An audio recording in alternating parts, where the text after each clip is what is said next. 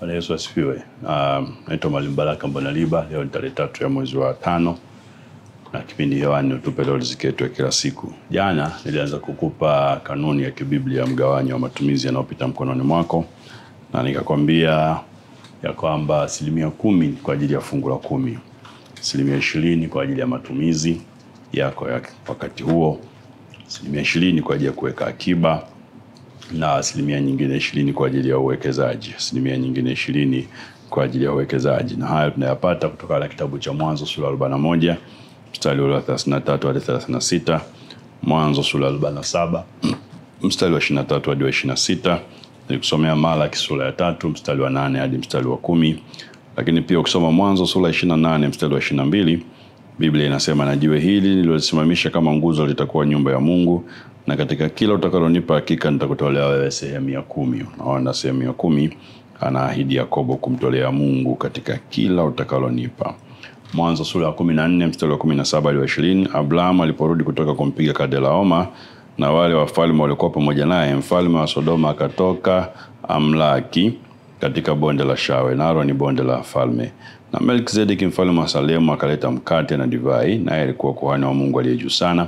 Akambariki akasema, Abraham na abarikiwe na Mungu aliye juu sana, muumba wa mbingu na nchi. Mstari wa 20, ahimidiwe Mungu aliye juu sana, aliyewatia adui zako mkononi mwako. Alafu anasema Abraham akampa fungu la 10 la vitu vyote. Kwa hiyo unaona, fungu la 10 ni sheria ya kwanza ambayo inatakiwa uliishi kabla ya matumizi mengine, kutoka kwenye vitu vyote. Maana yake kutoka kwenye gross. Kama unalipa mshahara, wengi wanauliza kutoka kwenye gross au kwenye net, na hiyo ni kutoka kwenye gross, kwenye mapato yako yote.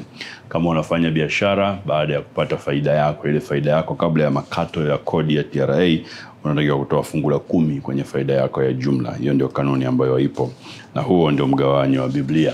Ndani kusomee Wafalme wa kwanza, Wafalme wa pili swale. Wafalme wa pili sura ya 4 mstari wa 7. Wafalme wa pili sura ya 4 mstari wa 7, kuna kanuni pale nataka uione. Biblia inasema, ndipo akaja akamwambia yule mtu wa Mungu, naye akasema, enenda ukayauze mafuta haya, ulipe deni yako, nayo yaliyosalia uyatumie wewe na watoto wako. Huyu ni mama ambaye unakumbuka alikuwa na chupa ya mafuta, Sarepta akauza yale mafuta na wanawe, na alipojaza ile mafuta kwenye chupa, alipomfuata mtu wa Mungu, mstari wa 7 sura ya 4 Wafalme wa pili, Elisha anampa maelekezo, anamwambia, nenda ukayauze mafuta haya, uilipe deni yako, nayo yaliyosalia uyatumie wewe na watoto wako. Kwa hiyo kipaumbele cha kwanza cha mapato yako inatakiwa kulipa deni lako. Na ukiangalia kama Biblia imetupa mwongozo wa 70% za mgawanyo wa mapato yetu, uwe na uhakika ya kwamba hizo tayari ni deni unadaiwa. Kwa hiyo lazima kwanza hizo 70% ukate uweke pembeni. Maana yake umebakiwa na 30% nyingine. Ya 30% iliyobaki, kimsingi Biblia inakupa sasa uhuru wa matumizi wa 30%. Biblia ni kama imekuachia. Lakini ukisoma mstari huu ni kwamba kipaumbele cha kwanza pia, baada ya hiyo 70% ambayo ni kama deni unadaiwa umeweka, lazima ulipe wadeni wanaokudai. Wale watu ambao wanakudai ulikopa, iwe kipaumbele chako kuanza kupunguza madeni yao. Hapa sisemi uyalipe yote kwa pamoja, lakini nasisitiza kwamba weka mtaratibu ambao mtaelewana, uanze kuyalipa taratibu. Kulingana na Biblia, madeni yanazuia baraka zako. Mikopo inazuia baraka, na kwa hiyo ni muhimu sana ukahakikisha kwamba unaondoa mikopo ambayo unayo. Walipe watu, weka utaratibu wa kuwalipa kidogo kidogo mpaka umalize madeni yao. Hii ya 30% ndio umeachiwa humo kwa ajili ya kutoa sadaka ya shukrani, ndio umeachia humo kama unataka kusaidia wengine, ndio umeachia humo matumizi yako mengine, ujenzi na mambo mengine umeachiwa kwenye 30%. Kwa hiyo ni muhimu sana ukamanage matumizi yako. Nataka nikushauri jambo pia, kulingana na uzoefu kidogo nilionao wa kiuchumi, ya kwamba utaona kwenye ule mgawanyo wa 10% fungu la 10, 10% matumizi yako ya kila siku, 20% matumizi yako ya kila siku, 20% akiba, 20% uwekezaji. Na mimi ndani kushauri ya kwamba ile ya uwekezaji ni sawa kwa sababu utawekeza ili upate faida, lakini ile ya matumizi ya 20% kwa ulimwengu wa sasa ningekushauri pia uiweke kama uwekezaji. Uiweke pia kama uwekezaji kwa sababu haina maana ya kuweka hela ambayo haizalishi sehemu, itakuwa haina maana sana. Ishu kubwa hapa ni kwamba kwa sababu ni ya akiba, inatakiwa ufanye uwekezaji ambao utaipata ndani ya masaa 24. ukiwa na dharura, kwa sababu akiba ni kwa ajili ya dharura. Ukiwa na dharura ndani ya masaa 24 uipate hiyo fedha. Hilo ndio jambo la msingi. Na pia nataka nikushauri jambo jingine. Huwa kuna maswali mengi sana ambayo yanaulizwa hapa ya kwamba je, huu mgawanyo mwingine wa akiba na uwekezaji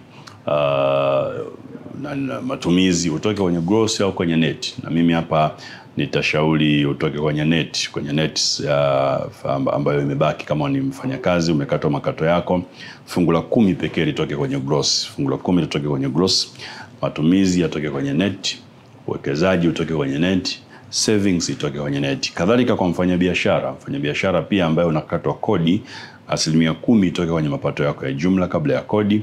Toa kodi ya serikali ambayo umekatwa, ule mgawanyo mwingine uendelee kutoka kwenye net, na ndivyo ambavyo utafanikiwa. Hili ni swali la msingi sana na ni muhimu ukazingatia hilo.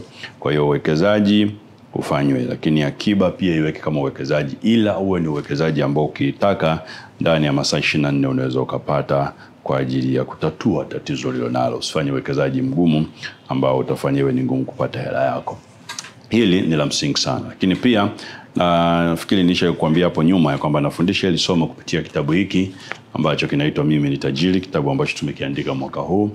Tafadhali kama unaweza pata kopi yako, kina vitu vingi sana ambavyo vimeandikwa humu. Moja ya kitu ambacho utajifunza hapa ni kwa nini ninaamini huu mgawanyo ni sahihi zaidi kibiblia. Kwa nini ninaamini huu mgawanyo ni sahihi zaidi kibiblia, ambao sitaweza kueleza hapa, lakini utagundua ya kwamba hii kanuni imeelezwa mara 5 kupitia Yusufu kwenye kitabu kile cha Mwanzo. Mara 5 amethibitisha hii kanuni, na kitabu hiki kinakupa huo uthibitisho mara 5 kwa nini hii kanuni imekuwa ni, mimi naiona ni proven, imehakikishwa inafaa kwa ajili ya kufanya huo mgawanyo na hayo matumizi, kwa sababu mara 5 kwenye kitabu cha Mwanzo hiyo kanuni imethibitishwa.